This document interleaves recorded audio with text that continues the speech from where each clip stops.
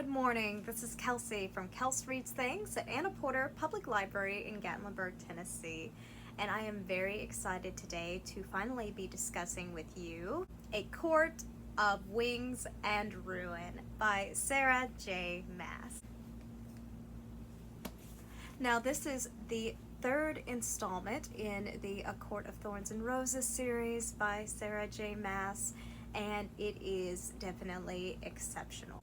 I personally have to say, out of the 3.5, and I say half because the last book that's come out in the series has been a novella, out of the 3.5 books that have come out, I think probably the second one is my absolute favorite, but this is a very close second. This book has a lot more action and battle, and I would say it's more plot driven than character development driven specifically. However, there are still elements of character development as is typical of Sarah J. Maas throughout this entire installment. Now I'm going to read to you what I wrote as basically a little bit of a plot line for you to keep up with. I will, fair warning, there might be some minor spoilers in this review, and if that's the case, then I would skip ahead a few minutes while I explain the plot. Feyre has grown up leaps and bounds since the events of Book 1. She's defeated Amarantha, she's overcome her PTSD as well as her trauma, and found her real family as well as her mate. Now it's up to her, Rhys, and the Inner Circle to ensure a happy ending for all of Prythian. Which she will, of course, after she takes down the Spring Court for betraying herself, basically all of Prythian. Tamlin, of course, made a deal with the King of Hybern to get Feyre back, which was insane if you think about it. And now it's up to her to kind of put Tamlin in his place, decimate the Spring Court, find out information, any information that she can about Hybern, their whereabouts, their war tactics, their battle strategies, all of that. And then she will hopefully return to Velaris. Will she learn to balance her family obligations? As you know, her sisters are now Fae. And they are going through a process of adjustments. As can be expected, if you think about it, going through puberty, your body changes and it's a lot to process. Well, imagine completely transforming from a mortal being to an immortal being. I would say that takes some time to adjust. And what about the Hybern army that's breathing down their backs and that's threatening to tear all of Prythian apart? Feyre will need to rely on her skills, her intuition, and her friends, as well as her own abilities, in order to defeat the enemy and continue to grow as a character and save Prythian. And I will say that thanks to her kindness, her genuine nature, and her ability to make friends with the most unlikely creatures definitely guide her in this book. And because of that, they do become triumphant. Okay. So like I was saying, this specific installment is very action-based. There is a lot of plot in this one, but there is also character development. As I mentioned, Feyre continues to grow, and in fact, I would say she gets to her highest possible self in this installment. She's willing to sacrifice herself in order to save her family, her friends, and all of Prythian, as she has made clear in all the other installments. However, at one point in the book, she is able to see her entire self. The good, the bad, the ugly, things that we don't admit to ourselves, all of these things, and she still learns to love and accept herself and not just those who are around her. So, great job, Sarah J. Maas. You are just continuously amazing. So now I'm going to go ahead and discuss some of the major characters and how they contributed and or grew in this installment. Feyre, obviously, she is now the High Lady of the Night Court. She's grown from this starving, mistrustful human girl to the high lady that she is today. She uses her strength, intelligence, and drive to accomplish all of her goals. Feyre has to rely on her ability to make friends with unlikely people, thanks to her relatively understanding personality. It comes in handy whenever they go head to toe with the Highburn armies. Feyre has to deal a lot in this book juggling the needs of her family with the needs of Prythian, and also just kind of how to balance being a high lady to her family members versus having been the youngest sister her entire life. As you can imagine, that's a little bit difficult to juggle and to figure out, but I believe that Feyre demonstrates this very well, and I do believe that she was very suited to be a leader.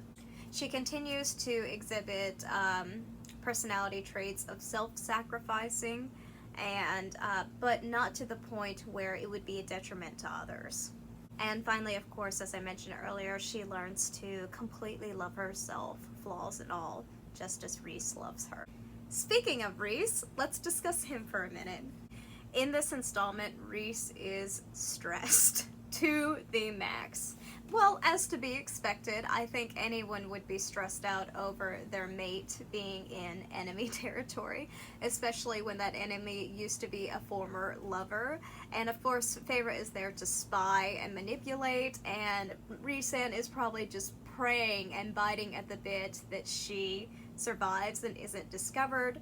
This is Feyre Archeron, though. She's extremely intelligent and cunning, so Rhysand knows deep down he has nothing to worry about, but there are a few moments in the book where Tamlin harms her.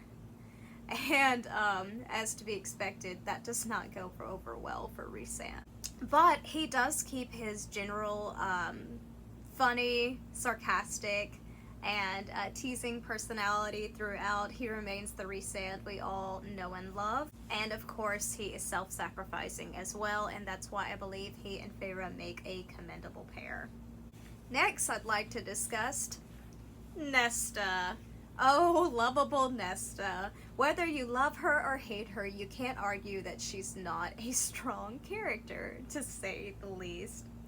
Nesta is damaged and not happy about it in this installment. Her body has completely transformed from the human one to a fae body, and that is a lot to process and adjust to, as to be expected. Nesta is furious about what happened to herself, but even more so what happened to Elaine, and I'll dive into that in a moment. I will be happy to discuss Elaine in just a moment.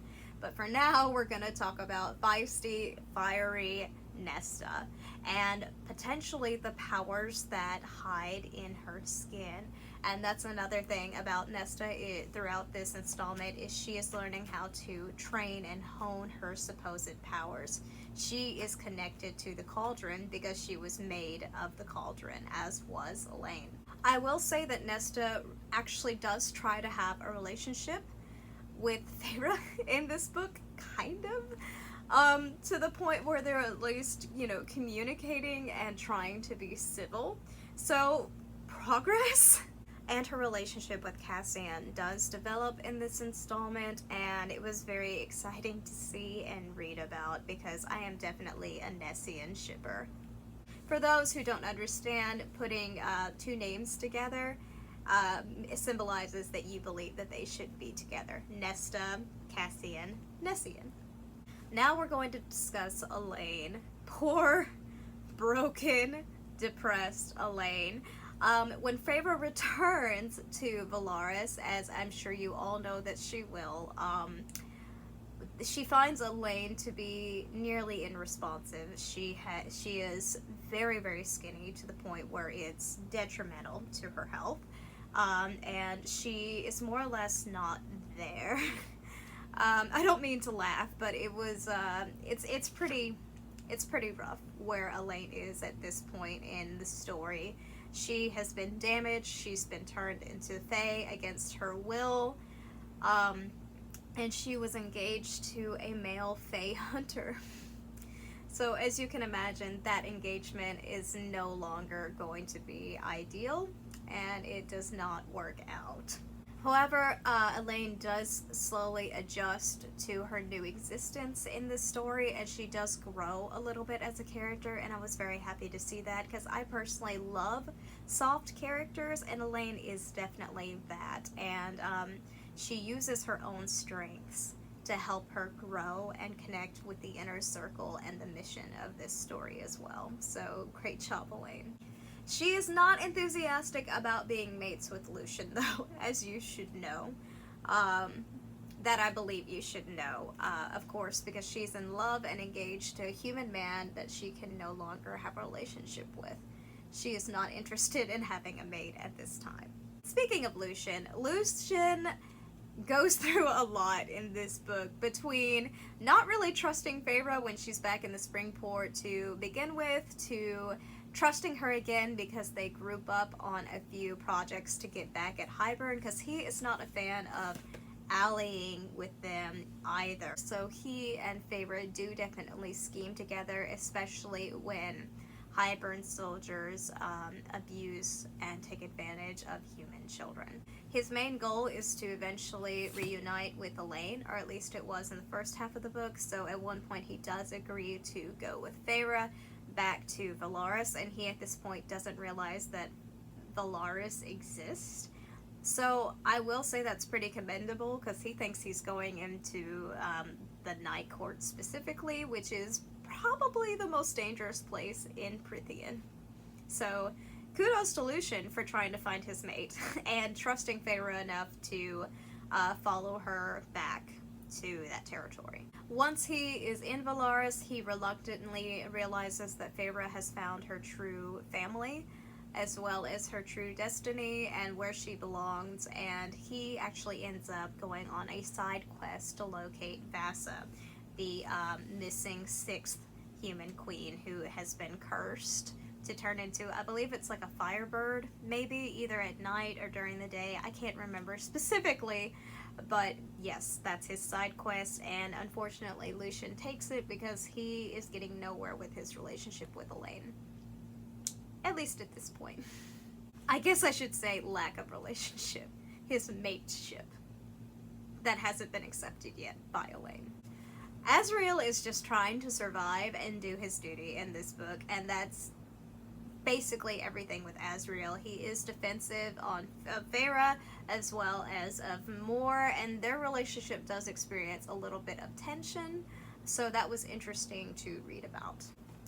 And finally, Cassian. Cassian definitely has feelings for Nesta, and Nesta definitely has feelings for Cassian, and it is an entire mess.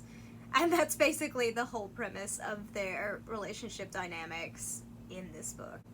Okay, so now I'd like to discuss things that I actually really enjoyed about the book, aside from the characters and what they're going through specifically.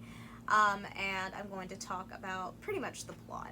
I absolutely loved Feyre Archeron being High Lady of the Night Court while pretending to still be in love with Tamlin in Spring. I thought that she was epic and amazing and commendable, and yes, she does make mistakes, but that is to be expected of a 20-year-old character. Give the girl some slack. She has done so much for Prythian up to this point and continues to do so much for Prythian in the further installments. The writing was great, the pacing was great as usual.